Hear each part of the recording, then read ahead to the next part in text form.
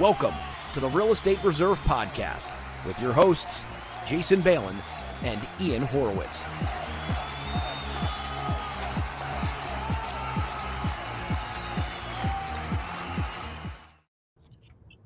What's up, everybody? What's up? Real Estate Reserve Podcast. I think you got me eating a carrot at the beginning, you bastard. Chewing my carrot. With your healthy vegan lunch.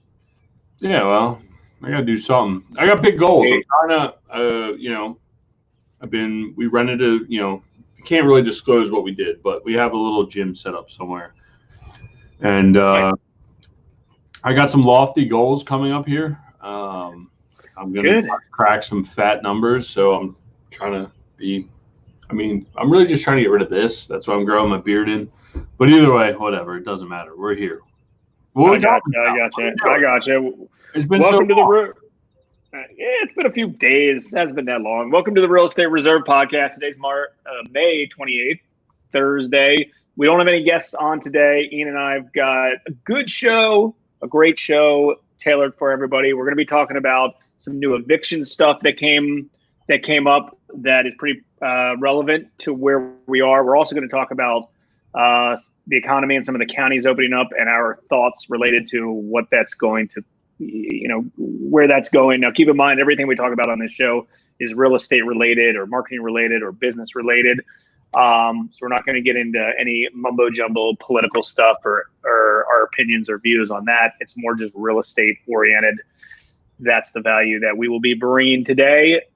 The reason we've been time stamping all of these shows is things we've talked about yesterday might not be relevant to tomorrow since a lot have been changes. So if this is the first time you are tuning in, welcome.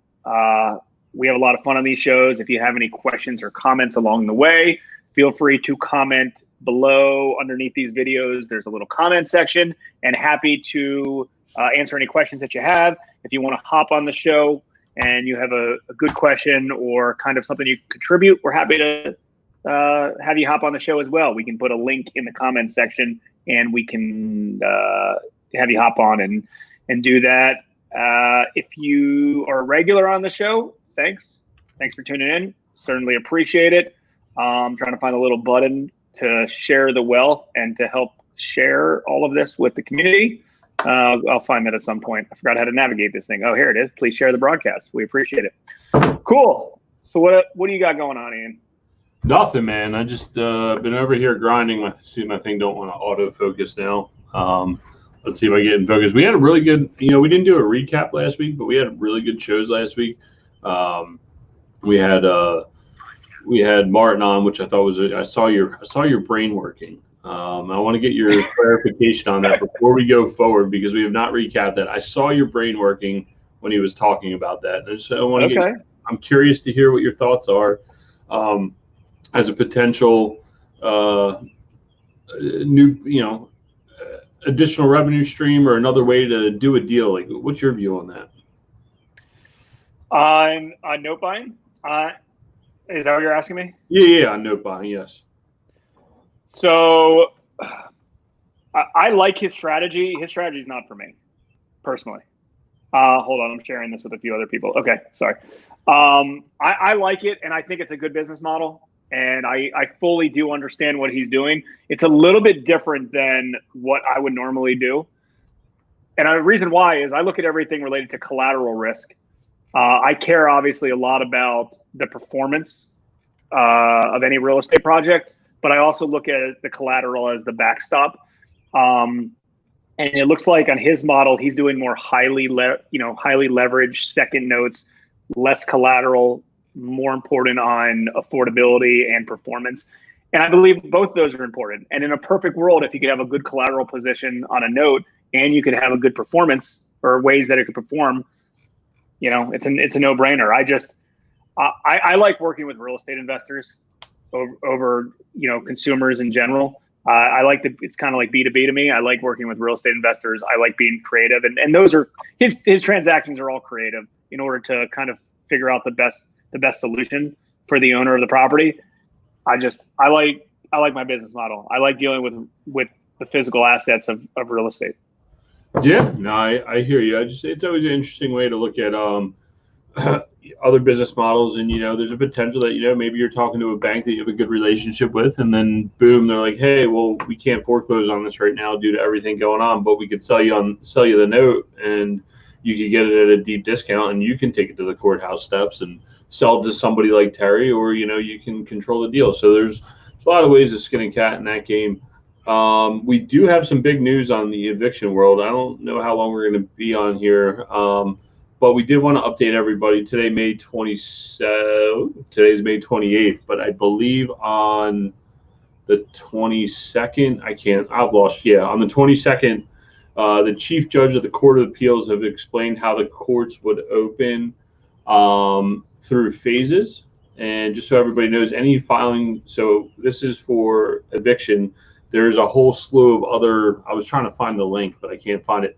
But there was a whole slew of other stuff that populated in regards to this with other parts of court opening or not opening. But I do know any filings received on June 10th will be processed and delivered to courts. Oh, this is for my processor.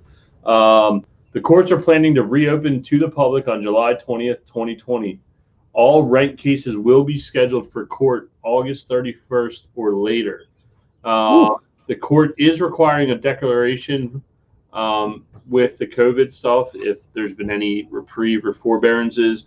ERIT filings who we utilize, who we should probably have on here. I'm going to reach out to Evelyn today.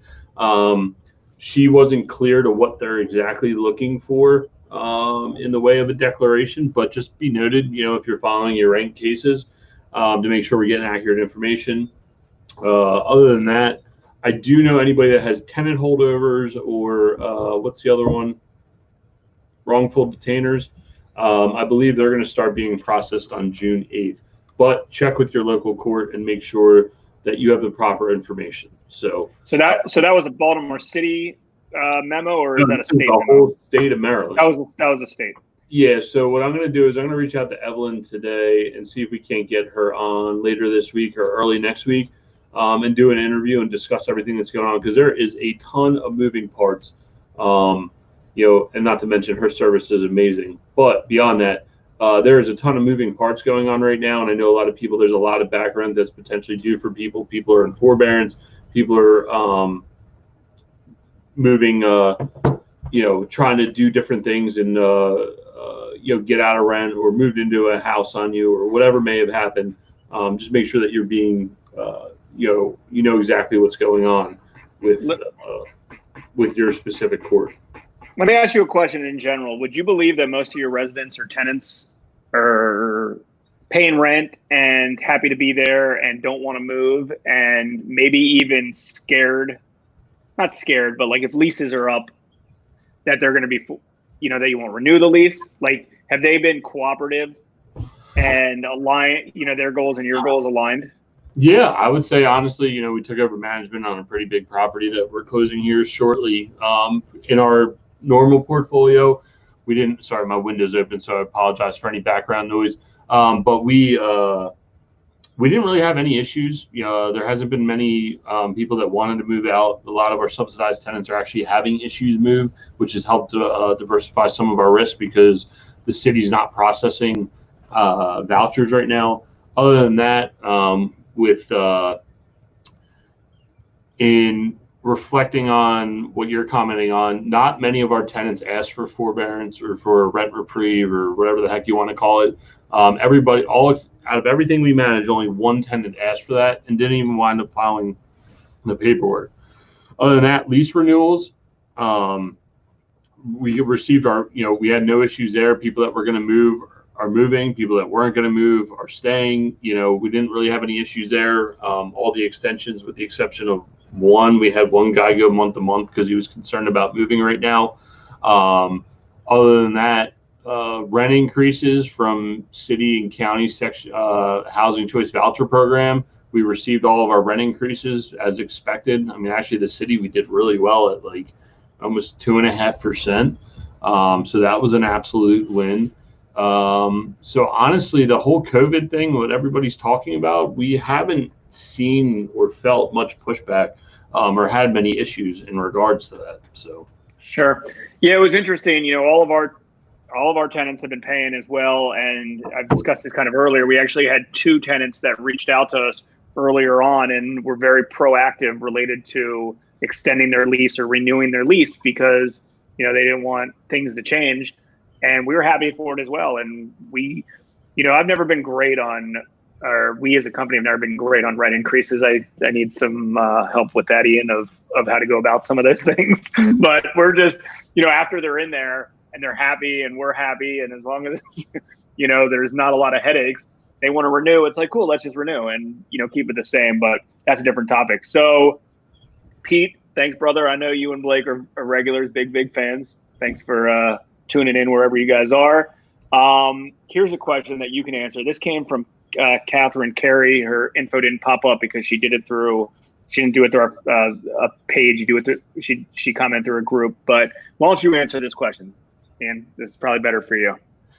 What's the best way to screen prospective tenants right now? I would say, you should have a good process going into this. But if you don't, there's a few different ways to screen tenants. And right now is probably more than ever. I would say income verification, actual physical call to the employer to make sure they're actually still working, or if they're laid off, what their expectation to return to work is probably a very big one. Number 2, for screening, we screen our applicants. We do background checks. State of Maryland's very, hopefully, I think it was Catherine Carey. Is that who it was? I think you're in Maryland. If you're in Maryland, it's very easy to get on case search and do background checks. I would have a tenant file a credit check or bring their free credit report, however you choose to do it. And that's really the best way. I would say right now, just like the same way loans are closing, they're verifying income right up to the date of closing. I would 100% be checking and making sure that the income verification checks out, because that's your biggest risk at this point. So nice, I agree. Good. Okay, so let's hop in. You got anything else related to evictions, or you want to hop in about thoughts about after the economy starts opening up? No, I mean, for evictions, again, just make sure. I'm going to get Evelyn on here and just make sure you know what you're doing and where you're headed, and that you don't get recycled in court, especially since there's going to be a major backlog and these things are going to be jammed up for a while. So make sure you have your paperwork in order and you understand what your courts need. Gotcha. So, okay, so I'll kind of go through what I've been seeing firsthand, and then maybe you can kind of see related to what you're seeing. I mean, I think as kind of the economy opens up, I think for the most part, it gives consumers a little bit more confidence. I think normal, regular real estate investors in general have still all been actively real estate agents, and everyone in the real estate space has been very active, optimistic, cautious, but active on doing whatever they can, trying to get their hands on whatever projects they can get their hands on. They haven't had any problems selling their renovation projects. They haven't had problems, leasing. They haven't had problems with construction for the most part. Maybe a little bit slower, but they haven't had a lot of problems. But again, we're in a funky spot. Like, what's going to happen this summer? Are we going to have a little really mini real estate boom as there's very little inventory? And as you sell a properties are typically selling for top dollar if they're done right, because there's just less inventory out there right now. And will the spring market turn into the summer market? Will turn into the fall market? And again, I think a lot of that's just consumer confidence, or more buyers willing to go into houses, or sellers will have buyers come into their houses with things like that. So it's going to be curious to see what's going to happen with that. Again, it's funky. I read somewhere, I heard somebody say that if you ever want to look back and figure out what happened during all this stuff and try to analyze ways, not necessarily to prevent or to determine or do research on the market, you can't, right? It was a weird situation that occurred. There was no rhyme or reason. It just kind of occurred. So there's not a lot of data besides just kind of like unfortunate health actions that that made the market kind of do what it did. But again, it kind of went from like, hey, we're in a good market right now, and it kind of like paused, and then it seems like it's going to continue go in that direction. And again, I don't necessarily want it to go in that direction. Like, it's good to have, like, I'm the type of person that I don't want a big if it's going to turn into a big loss. I want status quo all the time. And if that's where we're going to continue to go with, which I doubt we're going to, because that doesn't happen. If we were going to continue to go there, we'd be good. But my concern, what happens is we're going to have that this mini kind of real estate boom that I think is going to happen. And again, like, what do I really know? And typically, whatever projections myself or Ian probably makes are going to be completely wrong. But whatever, I'll just throw it out there. I think it's going to be kind of a little mini real estate boom, because there's not a lot of sellers out there selling. And as soon as the sellers start occurring, there's going to be like a little bit of boom. And then all of a sudden, as the real estate interest rates stay low, it's going to continue to go. And then all of a sudden, I'm hoping that those real estate rates don't overnight rise like very, very quickly. If it goes from like whatever, an interest rate for a homeowner is 4%, then it goes to 4 1/8 or 4 1/4, and then 4 1/2, and then 5. And if that happens over a year or so longer, that's fine. But I do have concerns that after this real estate, this mini boom potentially happens kind of this summer as things are opening up and sellers are more confident to sell their houses and buyers still need houses, that those rates are going to go from like 4 and then jump up somewhere. And if that happens, that's scary, because that's the floor kind of dropping below or from under you. Right. And I kind of have a different viewpoint that I've been thinking about recently. So number one, up in Pennsylvania, they are having a boom. I think Caitlin, who we interviewed on here, was telling me that there was like 312 new listings the other day that came live since Pennsylvania has opened up just in Montgomery County, which is huge, So the question is, sure, the interest rates are low, okay? But my question, and this is what I've been thinking about, because I think everybody has noticed this, that, Jason, you got a few more bucks in your pocket? I'm sure you do, right? Like, you got a few more bucks in your pocket. You're not out going to lunch. You're not doing whatever. Everybody's got a few more bucks in their pocket. Do people go out and say, you know what, I got a few more bucks in my pocket, I can hold this status quo, I'm going to go out and buy a new house, right? Like, are those things going to transpire? A new car, a new house, a secondary house, a boat, whatever it may be, luxury items. And if all that starts to happen and then normal life restores, and people start going out to eat or do whatever, do those things start to compress, and then there's a collapse based on those types of things? That's kind of what I was wondering about, because it's like, oh yeah, a few extra bucks, maybe I'll do this. Maybe I'll go buy a beach house like Terry Royce,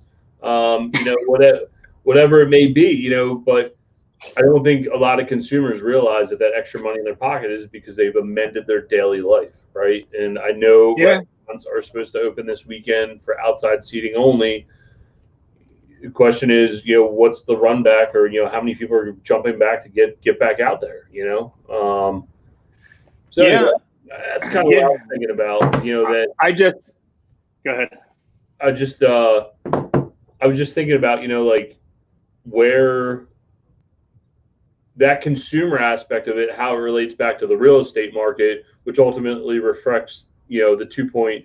I think someone in my office here got quoted at 2.85 for a 15 or for a 30-year loan. Like, that's basically free money, right? Like, so you got to start to question those things of how it relates back to the consumer market. And I'm not an economist by any means. I don't have any predictions. I don't know where the world's going, but these are things that you start to look at. Yeah. And again, keep in mind, like, related to foreclosures and stuff like that, like, foreclosures are not happening anytime soon, because, when it comes down to it, I don't know. Did they indicate when foreclosures can occur again? Because you can file for a foreclosure. You can start the process. But have they indicated that? Like, my guess is that is not going to happen until next year. I don't see it. I just don't see it happening. Like, I don't think it's going to happen till early next year, right? So, like, you have 9 months before that happens, and then you got to go through the whole process. Foreclosing on a homeowner transaction on a homeowner is in the state of Maryland takes a long time. In most states, it takes a long time, especially if it's contested, especially if, they try to do workouts. A lot of these deals aren't going to go to foreclosure, even though they haven't made payments, because they're going to try to do workouts because they don't want to foreclose on it. They're going to try to do workouts. So then sometimes it's just going to extend the obvious or the inevitable. So like this could happen for like 2 more years potentially before all of that, at least before all of that happens. So, that has a lot to do with a lot of this. And, we're all reliant, and I hope this is not sticker shock to anybody, but we are all reliant on the capital markets. We're all reliant on banks. It's just that simple. Doesn't matter what side of real estate you're in, we're reliant on the liquidity that the banks have. Because if you're a flipper or a wholesaler, it doesn't matter. You need to have, the bank needs to be lending to that retail buyer who you're flipping that house to. And if you own rental properties, you need to rely on banks to give you leverage to refinance you onto those projects. We already know that some banks have lowered their exposure by 700 plus credit scores, more cash down, and that's probably going to continue. And again, if that continues slowly, it doesn't have a drastic effect quickly. If it happens overnight and then all of a sudden, the only way a homeowner is going to get a house is if they have a 700 credit score and 20% down, and that happen, and they all do that overnight, no other programs, that's tough. That'll be tough if that happens very, very quickly. And I'm hoping that all this stuff is eased kind of, over time and not quickly. And because if it happens quickly, it'll be scary. But that's the other problem with the market still consistently going up with everything that's going on with the unemployment rates where they're at, is that, the Fed's saying we're not moving the interest rate right now, which I think is basically 0%, if it's not in a negative percentage. But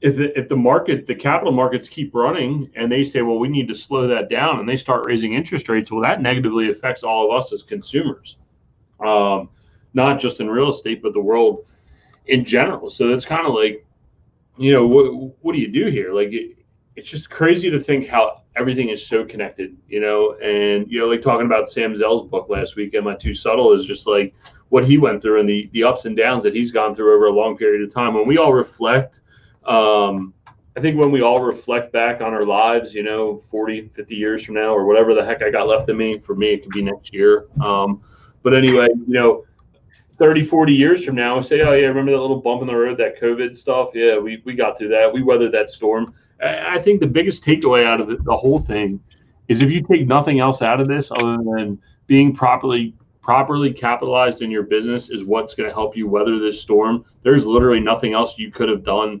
unless you're like Ray Dalio or somebody. You're like, oh, I'm going to predict this, or whatever. Carl Icahn magically predict this. Like, come on, man. But honestly, there was no way to predict this. And the only thing I can say is make sure your systems and processes were in place, which it's actually given us a great time to sit down and look at them. And number 2 is to be properly capitalized to weather this storm. The storm's going away. The clouds are going to move out. Everybody wants to do so many deals over and over and over and over and over. And, do a small amount of deals, keep it under wraps, do it the right way. The problem is this: when someone's doing tons of deals, and you have higher payroll and you have higher crews and you have a lot of other expenses, and then you have to, what's the term? Lever down, whatever the case is, you get yourself in trouble. The investors that have always done a few deals here and there, or a few deals a year, none of them are in trouble. The ones who are reliant on doing 50 or 100 deals a year, you get yourself in trouble very quickly, and you're forced to do deals that you don't want to do. I just did a Private Money Minute today, one of the shows that I do once a week, and a lot of it had to do with the 2008 recession, or the real estate market, and Sam Zell's book. And to be honest, what other hard money lenders institutional backed lenders were doing. We were all reliant, or everyone was reliant on the capital markets dictating their business, your individual real estate business. And what do I mean by that? Like, and you'll see as this next Private Money Minute comes out, you'll hear it in depth, but I'll give you kind of a quick breakdown. Like, think about what happened in 2008 2008 or previously to 2008. Homeowners got loans that they qualified for, but they couldn't afford. And there's a big difference. Everyone always, oh, well, if I can qualify for this, I'll just get the highest mortgage I can get because I got approved. Well, don't let the banks or the institutions or the capital markets determine what you're qualified for or what you can afford. That's your responsibility. And then especially as a real estate investor, that is your responsibility to determine that. Just because someone's going to approve you for $200,000 doesn't mean that you should take that money if you can't afford it or if it doesn't work for you. And Sam Zell talked about that as well. He looked back in that book. You look back and definitely pick up that book if you don't have it. It's so related to real estate investing and real estate in general and business that, I mean, it's one of my favorite books at this point. And we did a book review. So if you want to check out the Real Estate Investor podcast, you'll be able to see the replay of that.com. You'll be able to see the replay. And one of the things he said is he looked back at all the recessions and over time. And what he saw, it was the capital markets dictated, and they are the ones that push the market and over leverage the market over and over and over and over and higher. And because they kind of got greedy and it's like, cool, we'll finance 60%, now 70%, now 80%, now 90%, now 100%. So people were just like a race to the top to try to, because they could get more and more and more leverage. And part of what I just said in this private money minute video that I did today was hard money lenders started doing that as well. Think about it like this. Hard money lenders are given 100% financing. I'm not, or 90% financing, 80% financing. I'm not against having good leverage on properties, but you can't get 100% loan on a property that you're overpaying for. You're going to lose. It's just that simple. The institutional backed lenders were coming in and giving high leverage on projects that were overpaid for. And as a hobbyist investor would come in, or a newer investor would come in and didn't know what the property was worth, unfortunately, and the lender would back them on it. And all of a sudden, they have a $180,000 loan on a property that's worth $200,000 or that's worth $180,000, and you're going to lose, and it doesn't work. Listen, Hard Money Bankers, our company has done our fair share of 100% financing. But guess what? You get 100% financing if you buy that property at built-in equity or low, or low loan to value. The typical formula for hard money lenders in the past has always been 65% of the after repair value minus construction costs. So if you look at the math, technically, you could do 100% financing for somebody. I could give somebody 100% financing at that formula, and I would still have a 35% equity cushion. And you as the investor would still have a 35% equity cushion if you purchase that property at the right numbers. Right? You buy it for 80, it needs 50 in work. You're in it at 130 and it's worth 200. Now, don't get me wrong. Those deals are harder to find right now. That's what's happened over the last few years. Those deals have been harder to find. Are they out there? They're out there. Or is there tons and tons of them? No, but they are out there. And the reason why all of this stuff kind of fell apart is, okay, normally I'd buy at 80 plus 50. Now I'm going to buy at 80 plus or 90 plus 50 or 100 plus 50 or 110 plus 50. And then if you've got a lender that's going to continue to back you or finance you, it's going to put you in trouble and it's going to put them in trouble. Like, what happens if you bought that property for 130 plus 50, right? People are doing that. They're all in at 180 on the front end, and and then it's worth 200. You're losing money on that particular deal. So I know that was kind of a little bit of rant, but I see it, and I see it in the real estate investing market. We saw it in the homeowner market, and Sam Zell in his book talked about it in every recession. Like, that's what it is, and it was it's not the capital market's fault. I mean, they enabled it, but it's you as a real estate investor's fault because you didn't do your homework and you're overpaying for a property and you're getting leverage from somebody who shouldn't be over leveraging you to begin with. So it's both people's fault, I guess. I'm going to put it back on somebody else. Now, yes, it's your fault, but if you're a newbie investor, right, you don't know any better. I go to Jason at Hard Money Bankers, or that's not a good example, but Jason at capitalmarketslending.com or whatever the hell it's going to be, right? So I say, hey, Jason, I got this deal. I'm buying it for 100. I'm putting 75 grand into it and it's worth $200,000. And you as a lender come back and tell me, yeah, sure, no problem. Here's 100% financing. Number one, you haven't been trained. Number two, all they're doing is collecting their fee. They don't give a crap. You know what I mean? Like, they're not doing you as the borrower justice. Whoa, well, who is this? Are they using their own money, or are they using back money? Just say it doesn't matter. It does not matter. The lender is a part of your team, right? Like, so when I go to the bank and I say, hey, this is what I want to do with this deal, and they say, yeah, we'll do it as long as it appraises, like, it's kind of like a backstop to say, hey, man, like, maybe this deal isn't the best deal. You got to come out of pocket $100,000. Like, does that really make sense on a $200,000 deal? No, right? Like, why would you even do that loan? And I know people do that with you. But, you know, if you're more importantly, I guess what I'm trying to say is Jason went down this rant and, you know, he's talking about the market, but I'm going to flip it and take it as a learning point that if your lender comes back and tells you, hey, you need to bring X number of dollars to the table, and you're like, holy shit, that doesn't make any sense to me, the deal probably doesn't make sense. I'm just going to go out on a limb here. Yes, sometimes. Sometimes just might not be the appetite of the lender, but you're right in general. Right. But if let me mention one other point, and then you can continue. The one important point on this is all parties have to be aligned to have an economic interest in it. The reason why, you know, if you're a mortgage broker and you're just brokering it to another lender, you don't have an economic interest in it. You know, you're trying to get the highest program, you know, the lowest terms and potentially the highest leverage for your client, which unfortunately is not doing them justice. But like, I understand the point. That's you're just doing what they want them to do. But you know, you got to have an economic interest in it. The reason why Sam Zell was so good at risk and was so good at being a deal guy was he had an economic interest on every project he ever did. And you have to, you know, the reason why I'm not a huge fan of getting appraisals, and, you know, I have a lot of people that naysay me on that or talking to other people.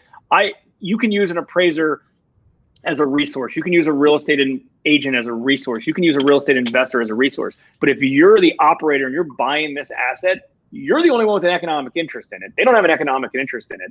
And unfortunately, some institutions you work with might not even have a direct economic interest in it without you even knowing. You can take advice from people, but like, it's your responsibility. I don't care, Ian, if you're a newer investor. That doesn't, you know, you work your ass off and you work harder and you figure out a way to figure out and do whatever you can to make the deal work. It's that simple. Like, you don't get a pass for that. The barrier to entry to be a real estate investor is a lot easier or less than a lot of other businesses.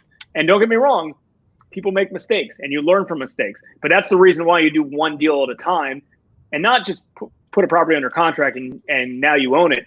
Like, put a property under contract, renovate it, sell it, flip it, get the cash back in your pocket, and then move on to your next deal type of thing. Whoever has the economic interest and has real of their own funds to lose, those are the ones that are involved. And a real estate flipper, typically out of all the real estate strategies in residential real estate, wholesaling, landlording, flipping, typically you have the most cash out of pocket and potentially the most risk out of pocket with a lot of moving pieces on it. So, you know, you got to work your butt off and make sure you do it the right way, because you could potentially have a lot to lose. Right. You have a longer time exposure, and that they're all good points. You're right. The person with the economic interest is the one that should be ultimately responsible, whether it's your money or somebody else's money or whatever it may be. Sorry, I'm looking at my other screen. I'm managing both to make sure to see if we have any comments anywhere else. And I landed on Hard Money Bankers PA. They're giving away a swag bomb, I guess, for the SpaceX launch. Are you giving away a swag bomb? I'm not. Oh, I was saying, if you give away a swag bomb, I'll give away a book with the swag bomb. But I'll give away a swag bomb. I don't have anything. I'm happy to give away anything. Listen, I got my Property Hackers book right here. I got lots of T-shirts. I'm happy. If you want to do a contest right now, I'm happy to give away something. That's fine. I didn't have any. All I see is the SpaceX launch, and I don't really know what they're watching and what they're giving it away for. And I got so excited. I'm like, we need to shut down our podcast so I can go watch what they're giving away. So nice. No, I'm happy. I'm happy to. I'm all about that. I just wasn't planning to, but I'm happy to. I don't know what they're giving. Listen, the long story short is, with this, do your own due diligence. It's hard as a new real estate investor. I analyze deals in other sectors as well, to invest capital in, and it's hard for me to, because I don't know them. I don't know that space, and I've made sucker bets and bad decisions before on angel deals and other things that I thought, were shiny objects and were sexy, and I wanted to be involved in them. You sucked me in, you bastard. All right, so I got a question for you. You know the conversation me and you had earlier this morning about my phone call later today. So with that being said, the gist of it is if you could invest money in the stock market or real estate, how do you view that, and what's your game plan on both asset classes? How do you consider me? Yeah, real estate over stock market, right? Yeah, but that's what I know. That's what I'm an expert in. That's what I've been studying for the last 15 plus years. So you think that's your only reason, is that you're like 20 years?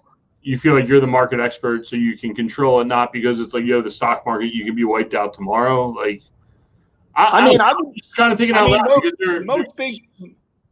I don't know. I mean, I have plenty of money in the market in different ways, in 401ks and things like that. College savings plans and things like that. So, I mean, so I already have a lot of capital in the market, but unfortunately I don't control a lot of it. It's through other sources that are controlled, controlled or invested on my behalf. Well, I think that's why people find real estate sexy. Number one, there's tax advantages, but two, that you can actually physically go out, see it, feel it, touch it, and control it, right? Like, I think that's the major difference. And mentally, that's what works for me. I mean, I'm with you. I'm a real estate guy. Otherwise, I wouldn't be sitting here talking to you. Every time I try to go study the stock market, I get so overwhelmed. There's so many options, whereas it's like real estate, it's like, get focused on one specific deal, and it's like, boom, there it is. Real estate's easy to understand, a lot more easy to understand. I mean, the market's tough in general. I mean, the guys who are real experts in the market, they underwrite every business in every sector. They know everything of all of that. They know every business model. Number one, every business model, if it's going to work, if it's not going to work. They know where to hedge their bets on what to invest in and what not to invest in. And if that's what you're into, that's what you're into. I mean, listen, there's money to be made in real estate in any market. It's that simple. Sometimes you go all in, sometimes you hold back. Yep. Yeah, no, I mean, I agree. I'm invested in the stock market in multiple ways. I just thought of a great idea for a competition. You ready? Sure. I'll give away my book. You'll give away your book. And if you want to give away swag, I don't really have any swag laying around here. Whoever suggests the next best book to read that we can review for next month. No, but we got to not just suggesting it. It's got to be something that we both agree with, that we want to read together. All right, fair enough. So if somebody has a book suggestion that we should read, we just finished Sam Zell's "Are You Too Subtle" book. Those are the types of books that, because we want to do a book review, another book review related to that. And the thing is most of the really good books that we've read, we could do a book review on them if we wanted, but like we'd have to reread them to catch ourselves up on them. It's good to have fresh stuff. And I was going through zoned out. Okay, there we go. Yeah, I'm down. I mean, listen, between now and the next 2 days, if you comment on this, maybe we do. How do you want to do it? You want to do it based on comments? Yeah, we'll do it from now until Friday. Whoever comes up with the book that we decide to read and we enjoy, we're going to give you a copy of our book, and we each have our own book, and whatever swag we got laying. I don't think I have any swag laying around the office, but I know Jason definitely does. We'll send you a swag bomb. So we like Sam Zell, Emma Too Subtle. We read Warren Buffett's, Snowball Effect. Alex, what's his name? Alex Bynum, Third Door. Not mine. I've been banging through a book or two, a book or so a month or so. So there's plenty of them. It's just a matter of the right ones to do a book review that everyone can get value from. Absolutely. So doors open. You can email me at ian@equityware.com or jason@hardmoneybankers.com, or prefer that you post it up here. And if we pick the book, we'll be swag bombing you. So that's fun. We have our first competition. Cool. We got to make it a little bit better and more official, but I agree. I'm down. Well, we'll post it later. Farah, how is credit required for your loan? So we pretty much look at a hard money lender is going to pretty much look at everything. They're going to look at the collateral of the property, the character of the borrower, the capacity to see if you can make payments, execute on the project, and also look at the credit. So it's a little bit of everything. Your follow-up question is, how do you determine approvals? We do look at the property address, estimate construction costs, estimate purchase price to make a decision if the project works and if it's a good kind of viable project. Feel free to email me directly at jason@hardmoneybankers.com, JASON@hardmoneybankers.com, and we can go from there and chat. We got any other questions before we wrap it up? We're over your timeline. I thought you had to roll out of here. I'm just sitting here watching the clock tick off, thinking I gotta go. But I gotta roll out. I gotta roll out at 1:30. But I wanted to give myself an hour of working time because I've literally been on the phone all freaking day. You helped me out with an issue on Infusionsoft.